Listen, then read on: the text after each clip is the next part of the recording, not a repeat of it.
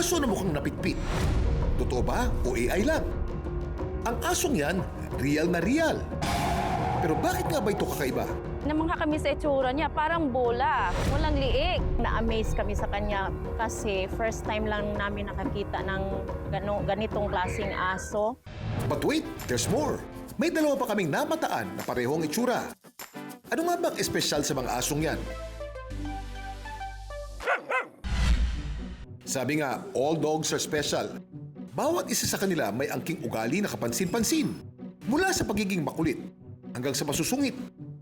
Meron ding ilan sa unang tingin pa lang mapapansin nyo na. Dito sa Southern Leyte, nakilala namin ang viral dog na si Bailey. Akala man ng iba na AI lang siya. Aba, totoo pala. Ang fur parent ni Bailey na si Lynn, tila na love at first sight nang una raw siyang makita.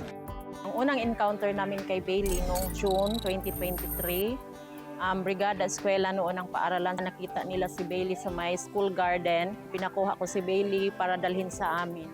Nung una, parang napansin ko lang na medyo makapal yung balahibo pero hindi pa namin alam talaga na kakaiba siya. Bukod sa kanyang itsura, may kakaiba rin daw si Bailey na kumpara sa ibang aso. Malambing naman siya, sumasalubong siya. Kaya lang yung mga galaw ng kagaya ng normal na aso, talagang hindi niya masyadong nagagawa. Kapag naglalaro, nagtatatakbo, medyo limited yung movement niya. Nakakalungkot man pero may ilan na ginagawang katatawanan ang itsura ni Bailey. Pero mabuti na lang na ang nakapaligid sa kanya gets na gets kung gaano siya kaspesyal. Si Billy, kung sa tao, strong siya at nagdadala ng good vibes talaga sa mga bata. Ano nga bang rason kung bakit kakaiba ang itsura ni Bailey? Pero bago natin yan sagutin, may hahabol pang special friend sa ating kwentuhan. Dito sa Quezon City, may aso rin na tila pareho ang itsura kay Bailey. Meet Igor. May nakasama rin siya noon na kapareho niya ang itsura, pero hindi sila nagkahawahan. Ang kondisyon nila, meron na nung nasa sinapupunan pa lang sila. Nagkasama lang sila dahil pareho silang rescue dogs.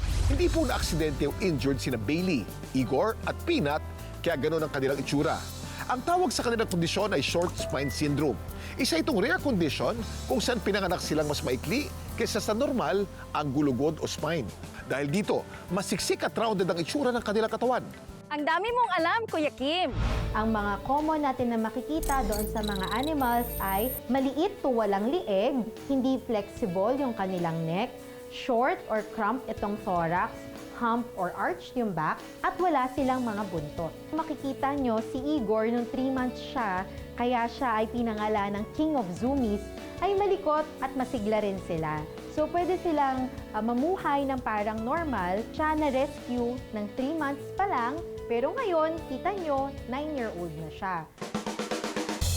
Kumpleto din ang mga buto ng mga aso na may short spine syndrome. At ang kondisyon na ito, hindi na pala makikita sa mga aso. Pwede rin natin ito na ma-observe sa mga pusa at sa other mammals. In fact, may mga tao din na meron itong short spine syndrome. Hindi sila nakulam, hindi sila isinumpa, at lalong hindi sila dapat katakutan. Bagkos, dapat silang bigyan ng special attention, extra loving care. Napakaraming pag-aaral ang nagsasabi na maraming benefits ang pagkakaroon ng pet. Nakakatulong sila para ma-reduce ang anxiety, stress at feeling of loneliness.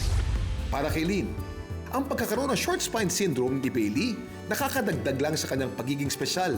Para sa amin, parang part na siya ng family. At hindi namin siya inaalagaan dahil sa kung ano ang maibibigay niya sa amin, kundi kung anong maibibigay namin sa kanya.